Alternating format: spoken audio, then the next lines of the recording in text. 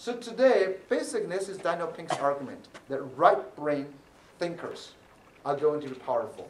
The artists, the designers, the storytellers, the personal relationship people that has empathy, the people who can put things together, synthesizers, So all this great are coming to be very valuable, but our schools typically don't value them at all because they are more emotional, non-verbal, and non-quantitative. In our schools, we only look at your Regents test. Look at the PISA. They only measure the cognitive skills and knowledge. None of the others is measured. None of that is supported in schools. And none of you don't have a homework to, I don't know if you assign homework, say, try to be nice to somebody. We don't do those kind of things. So that's where we need. Entrepreneurs are not only business entrepreneurs. Entrepreneurs are also social entrepreneurs. Like people who work for social organizations, social justice.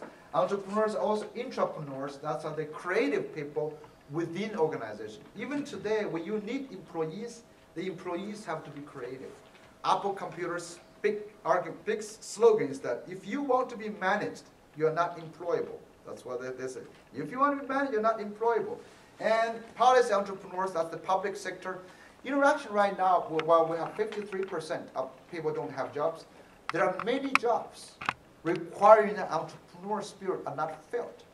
I have jobs, I just can't find these people who can do this. So what's this entrepreneur thing? You mean the entrepreneur people now, we have a new term called black-collar workers. We have white-collar, blue-collar, black-collar workers. This is a term as a tribute to Steve Jobs' black turtleneck. That's how it comes about.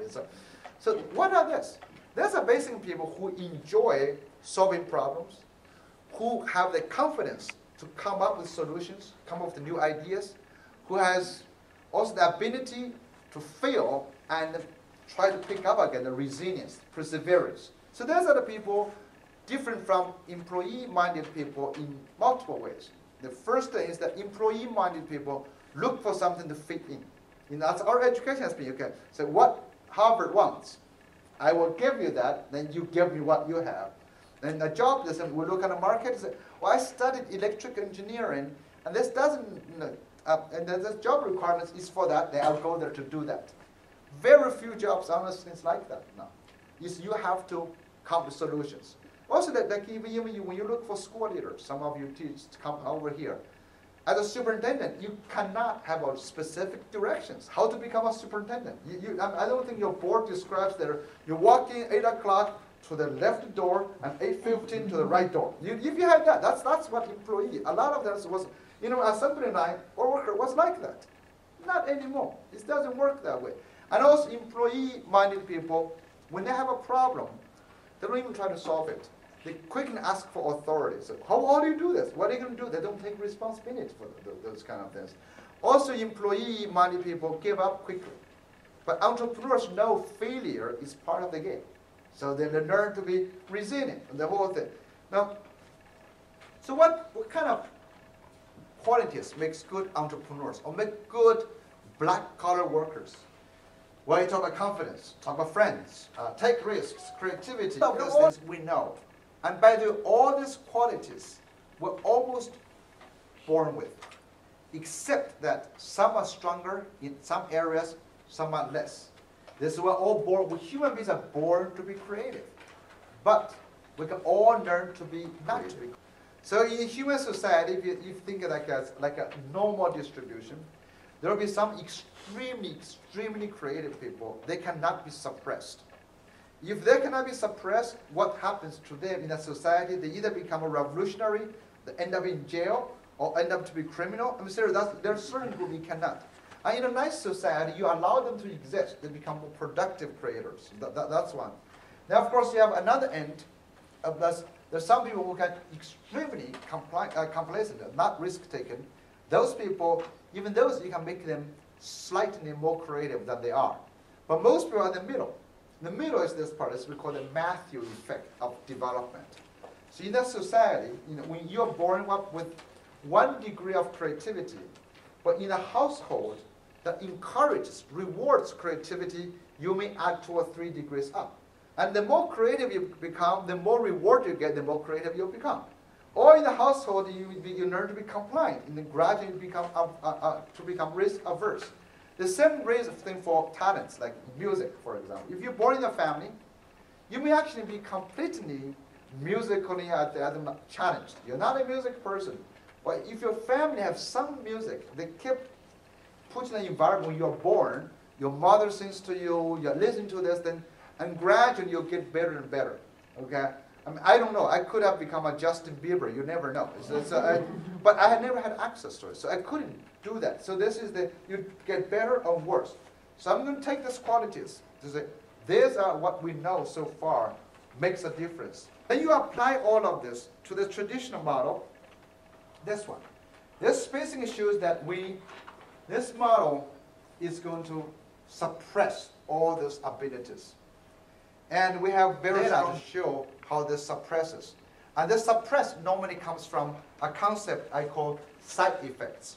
Imagine in our education, we seldom talk about side effects, or what we call the cost. When you reach certain places, there is cost associated. We don't think about that at all. In medicine, we think about it all the time, right? When you buy medicine, you always look at the health risks, right? You look at the warning labels. Actually, I found some. If you look at the warning labels, well, this is ibuprofen. It says if pregnant or breastfeeding, ask the doctor what to do. And this is if you when using this product may cause drowsiness. You know, all those kind of things have this warning. In education, have you seen any school policy program give you that warning sign? Nobody, right? Nobody gives you that thing, right? In action, there's I know for sure, if you're teaching elementary school, because I used to do research in early reading. If you're at early elementary school, I can tell you for sure, there's some reading programs that should come with an honest warning. They said, this can improve your reading scores, but it can cause permanent damage to your children's reading interest, right? They should all come with. So there's something, nothing is for free. And let me give you the example. If you study, if you score high, if you study for the test, what does test reward? Tests reward your ability to find answers fast. It does not reward your ability to ask questions. If a student kept asking a question about the question on the test, you will not get good scores. So we teach you to find answers, not ask questions. And also some tests actually discourages risk-taking. I don't know if you still have those tests. But some tests said, if you pick the wrong choice, you're going to 1 point is going to get deducted. Remember, I don't know if you still have those things. It's SAT has that. SAT has that. Quarter point. We discourage you about guessing. That's something very simple questions. And more importantly, when you have one test, and you tend to rank people. Once you rank people, by telling people you're worse than others. You basically drops the confidence. You lose those things. And that's why, one thing about America is you have the place called Lake Wobegon, just got for all children above average, right? But in a test-driven model, you can't be above average anymore. So I'm going to show you some of the data about the consequences. Everybody knows China has the best test and best test scores. China was #1 in taking tests, right? Was #1 on the PISA. So in essence, Chappaqua is better than China, I guess, right, in the test scores, right? So, okay, so that's good. That's good. And it's, without even using chopsticks, you're better. That's I know that this is the Chinese scores. They're very good. China has this great, amazing. Do you know people really rate China as if China has the best education system, the cleverest education system? This is what people are writing about. And, Obama even called this China as like a Sputnik moment. You remember Sputnik moment? Arnie Duncan said it's a wake-up call. What's most annoying is the book came out called Surpassing Shanghai. I don't know if you're reading this. This is, it's not worth reading at all. It came out of, but it's published. Let me tell you that what's interesting, the editor is Mark Tucker, who is the director, president of the National Center for Education and the Economy. And this book is published by Harvard Education Press.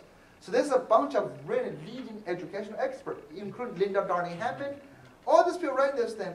So when I was asked to review this book, read this thing, First of all, I said, you look at the title, Surpassing Shanghai, an agenda for American education built on the best systems.